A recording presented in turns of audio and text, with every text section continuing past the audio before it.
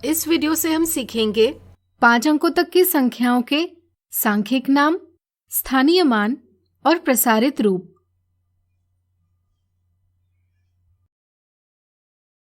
संख्याएं हमारे लिए बहुत महत्वपूर्ण हैं।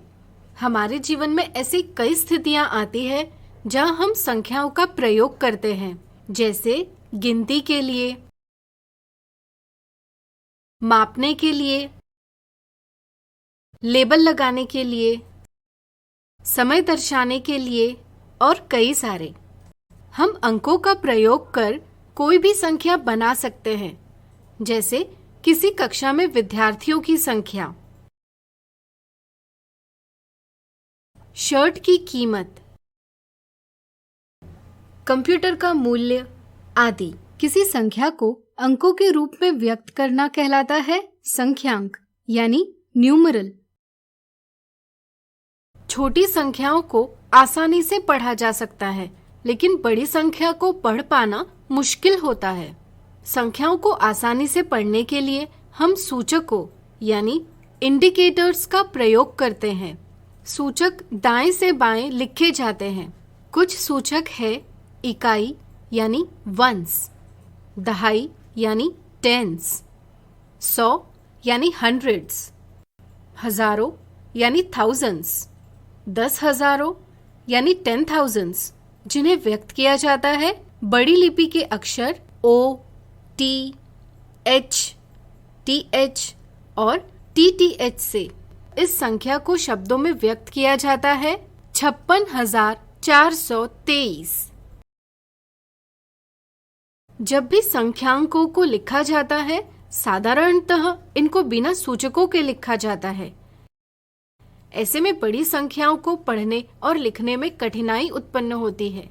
इस कठिनाई को आसान बनाने के लिए अल्पविराम यानी कॉमा सहायता प्रदान करते हैं।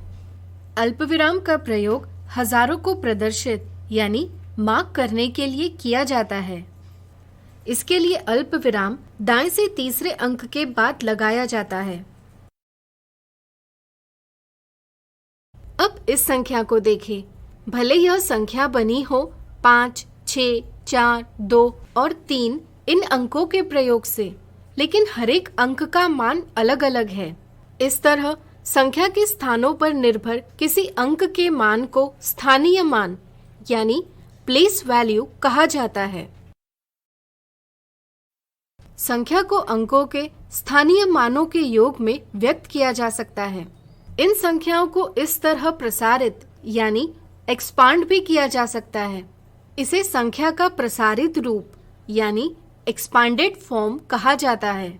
इस तरह से हमने इसके प्रत्येक अंक का मूल्य दिखाने के लिए संख्या का प्रसारण किया है। इस रूप से यह पता किया जा सकता है कि इस संख्या में 5 10,000 के समूह हैं, 6 1000 के समूह है, 4 100 के समूह है और 2 10 के समूह है और 3 इकाइयां हैं। कई सारे चिन्हों और संख्याओं को देख यहाँ कौन सी संक्रिया पहले करें, यह उलझन जरूर उत्पन्न होती है।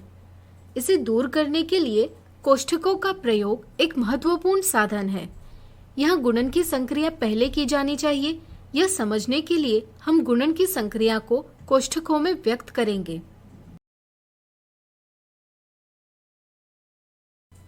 आज हमने सीखा 5 अंकों तक की संख्याओं के सांख्यिक नाम, स्थानीय मान और प्रसारित रूप।